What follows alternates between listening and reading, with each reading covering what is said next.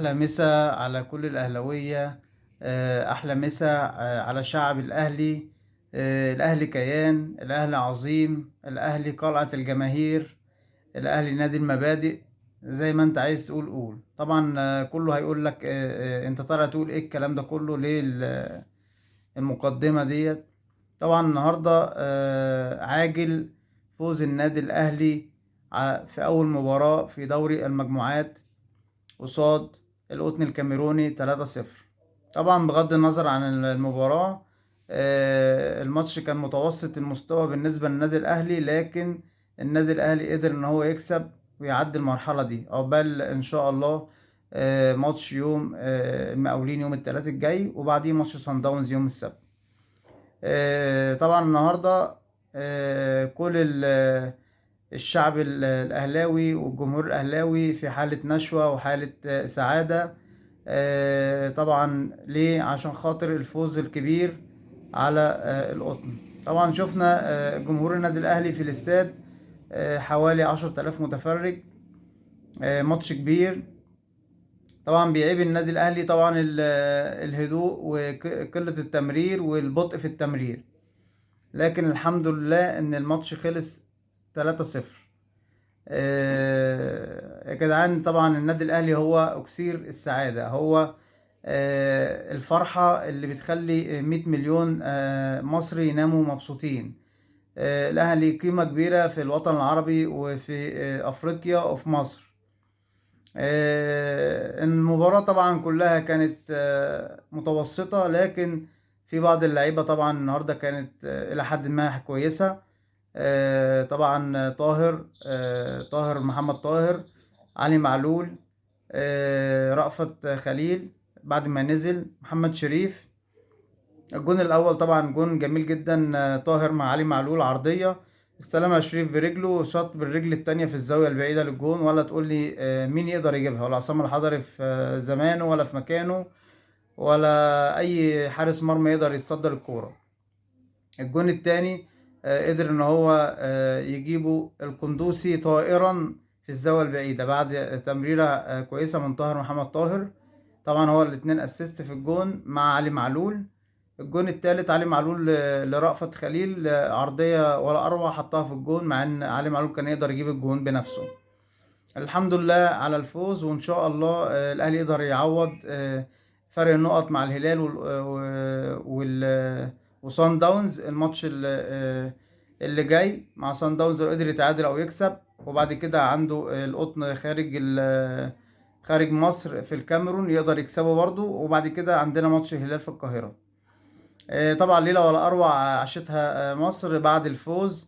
الناس هتطلع تقول لي ايه الاوفر ده؟ لا، مش اوفر ولا حاجة يا جماعة، ده النادي الأهلي هو البسمة الوحيدة اللي موجودة، هو الأكسير السعادة اللي موجود في مصر، هو ذا ماستر اوف سسبنس، ملك التشويق وملك الإثارة. غير كده ما تلاقيش. هو النادي الأهلي فقط هو اللي بيخلي الجماهير الأهلاوية والجماهير المصرية تعيش حالة نشوة وحالة فرح. غير كده مفيش أي نادي بيقدر يعمل كده مع غير النادي الأهلي فقط. الحمد لله على الفوز، وان شاء الله طبعا احنا بيعيب المباراة دي بس الوحيد اللي هو بيرسي تاو. يا جماعة بيرسي تاو مش قد النادي الاهلي. بيرسي تاو مش عارف يلعب ولا عارف يعمل اي حاجة. كرة معمولة له عرضية انفراد هو الجون، بيحطها بدماغه للجون طبعا بسهولة جدا اكنه بيمرر للجون. حمدي فتحي لعب ماتش حلو قوي قوي قوي في المباراة، ضيع انفراد او عملها لوب الحارس مسكها، وكرة تاني في العارضة. طبعا هو بدأ بالشناوي، محمد هاني باك يمين، علي معلول باك شمال، اليو ديانج، حمدي فتحي، وقدامهم اللي احنا كنا بننادي بيه طول الوقت ان القندوسي يبدأ المباراة. يا جماعة القندوسي لعيب كبير، والحمد لله ان هو قفشه النهارده ما بدأش المباراة. وقدام كان طبعا بيلعب طاهر جناح شمال، بيرسي تاو جناح يمين، ومحمد شريف. محمد شريف لعب ماتش حلو، وطاهر لعب ماتش حلو، حمدي فتحي، رافت خليل بعد ما نزل. لكن طبعا بيرسي تاو يعني المفروض هو الاهلي بقى يشوف بيرسي تاو يخليه يحترف، يخليه يمشي. انا يعني عن نفسي رافت خليل لما نزل لعب افضل منه في خلال كام دقيقة. كان جاب جون وبيتحرك كويس ولعيب قوي ومهاري وفي كل حاجة. كمبرسي تاو عنده قياسات بدنية صعبة، لياقته بدنية قليلة، تركيزه مش في أحسن حالاته، المفروض ما يلعبش يعني. طبعا عندنا محمود متولي، كهربا، حسين الشحات، عمرو السولية، احمد عبد القادر، كل دول مصابين، وان شاء الله يرجعوا يلحقوا اي مباراة اللي جاية المهمة النادي الاهلي. انا عن رأيي احمد عبد القادر لو كان بيلعب النهاردة في المباراة كان عيش وحلاوة على اللعيب الباك اليمين بتاع نادي القطن، هو ضعيف فنيا جدا. طبعا احنا مش بنقيس المباراة دي النادي الاهلي ان هو عمل عظمة كبيرة قوي، لكن هي متوسطة المستوى، لان النادي القطن نادي مش عالي قوي في الامكانيات، ومش قوي امكانيات ولا فنيات ولا تكتيكيا. الاهلي طبعا افضل منه بمراحل. ان شاء الله الماتش اللي جاي المقاولين الاهلي يقدر يريح او يلعب بالبودلة، وان شاء الله يريح كام لعيب يقدر يستفيد بيهم في مباراة سان داونز. ان شاء الله كل التوفيق للنادي الاهلي، والماتش الجاي ان شاء الله اطلع معاكم على الهوا واهنيكم بالصعود. النادي كده صن داونز 7 نقط، الهلال 6 نقط، الاهلي 4 نقط.